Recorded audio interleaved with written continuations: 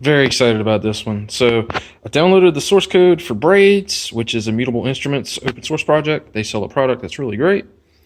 But I set up the minimal circuit, which is the DAC and the input for the control voltages and parameters and whatnot. And I'm using a STM32F103, basically what's called the blue pill. It's a $2 microcontroller, basically.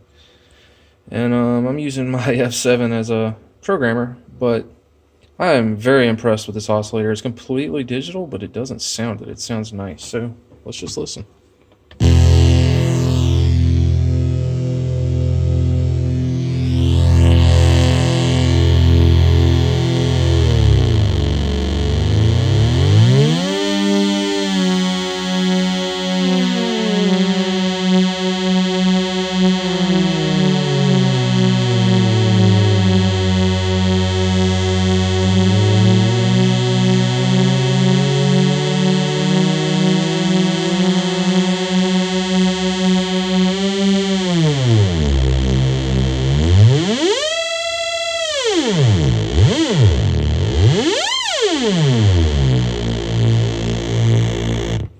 Sounds fantastic, and the microphone on this phone probably isn't doing it any justice, but it's so fat, the mono sounds stereo.